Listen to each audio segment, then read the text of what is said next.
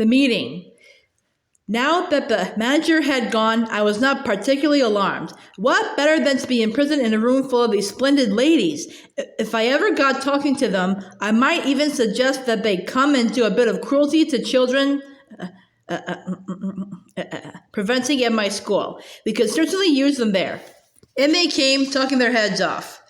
They began milling around and choosing their seats, and there was a whole lot of stuff like, come and sit next to me, Millie dear. And, oh, hello, Beatrice. I haven't seen you since last meeting. What an adorable dress you have on. I decided to stay where I was and let them get on with their meeting while I got on with my mouth training, but I watched them for a while longer through the crack in the screen, waiting for them to settle down. How many were there? I guess about 200. The back rows filled up first. They all seemed to want to sit as far back from the platform as possible.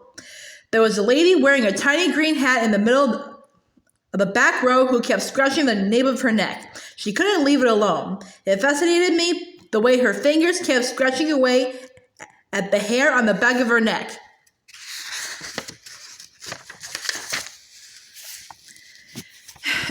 Had she known somebody was watching her from behind, I'm sure she would have been embarrassed. I wondered if she had dandruff. All of a sudden, I noticed that the lady next to her was doing the same thing, and the next one, and the next. The whole lot of them were doing it. They were all scratching away like mad at the hair on the backs of their necks. Did they have fleas in their hair? More likely it was nits. A boy at school called Ashton had nits in his hair last term, and the matron had made him dip his whole head in turpentine. It killed the nits all right, but nearly killed Ashton as well. Half the skin came away from his scalp.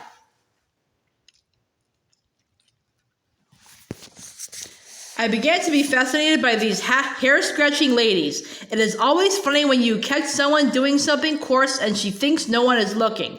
Nose picking, for example, or scratching her bottom. Hair scratching is very nearly as unattractive, especially if it goes on and on. I decided it had to be nits. Then the most astonishing thing happened. I saw one lady pushing her fingers up underneath the hair on her head, and the entire head of hair, lifted upwards all in one piece, and the hand slid underneath the hair and went on scratching. She was wearing a wig. She was also wearing gloves. I glanced swiftly around at the rest of the now seated audience. Every one of them was wearing gloves. My blood turned to ice. I began to shake all over. I glanced frantically behind me for a back door to escape through. There wasn't one. Should I leap out from behind the screen and make a dash for the double doors? Those double doors were already closed, and I could see a woman standing in front of them. She was bending forward and fixing some sort of a metal chain around the two door handles. Keep still, I told myself. No one has seen you yet. There's no reason in the world why they should come and look behind the screen. But one false move, one cough, one sneeze, one nose blow, one little sound of any sort, and it won't be just one wish that gets you. It'll be 200.